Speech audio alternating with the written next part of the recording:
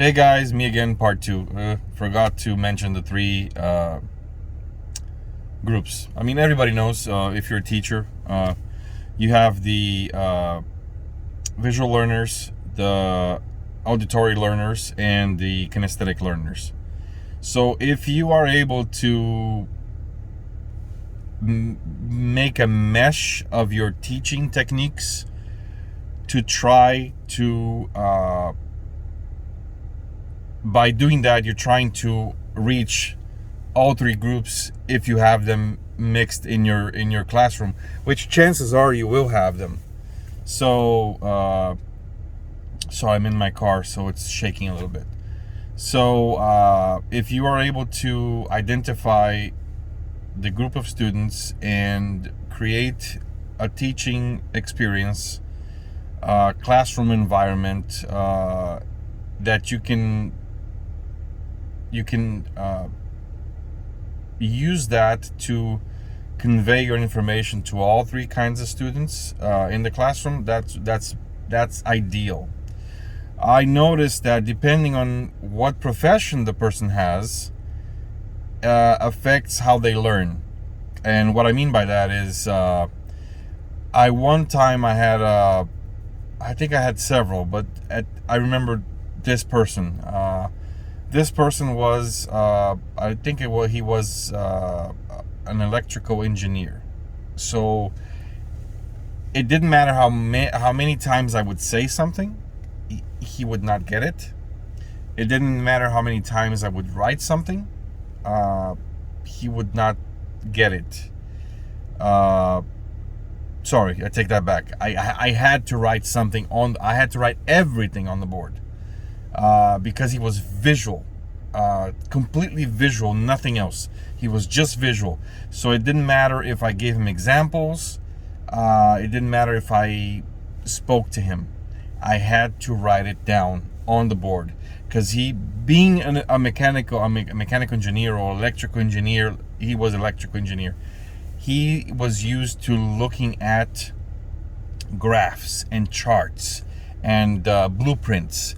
And I realized that early on. So his class, he was a VIP student, which made it much easier to identify the kind of student he was.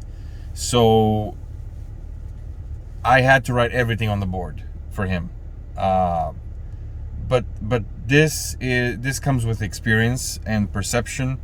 And if you're having a bad day as a teacher, as a person, we are human, so it happens. It makes it difficult, but the students pick up on that. So whenever you're having a bad day, or if you're having a bad day, try to leave that outside the classroom. Whenever you come into the classroom, these people, they're looking up to you.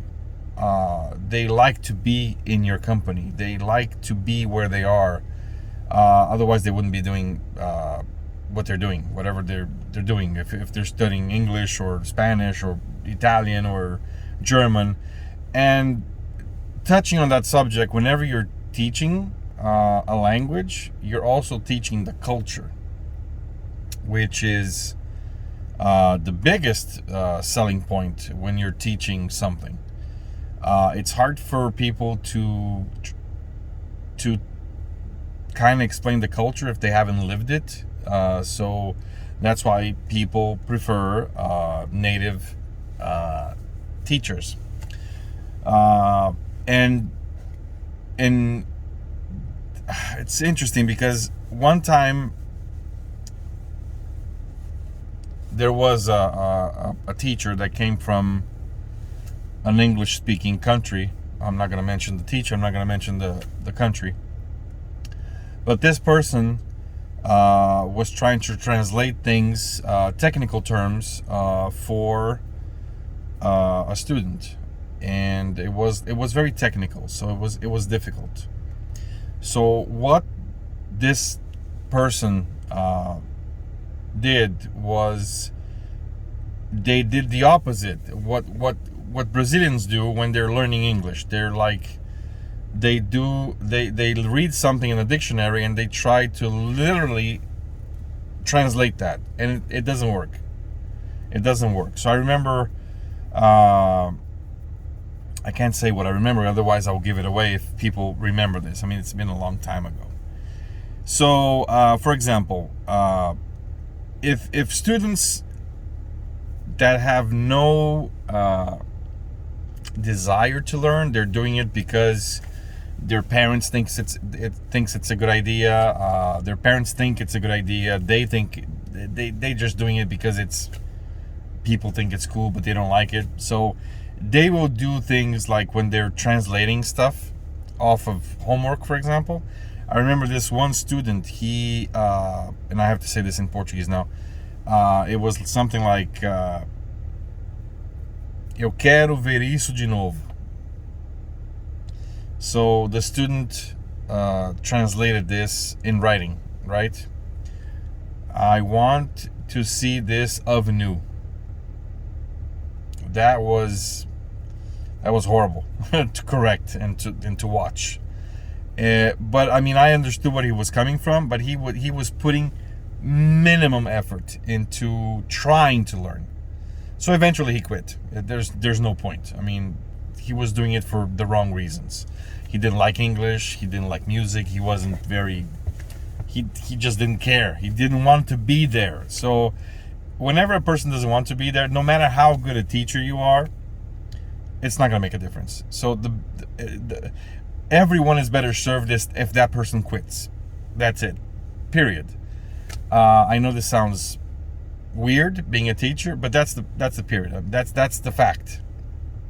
If the person doesn't want to be there in the classroom, the person is not up to speed with the other students, the person doesn't care what you're talking about, that person should not be in the classroom. So whatever you do, whatever, if they don't come, if they don't show up, it's a blessing. You know, it's true. It's unfortunate to say this as a teacher, but it's true. So it happens. So, oh my God, this is 7 minutes now. Jesus Christ. Okay. Well, sorry again.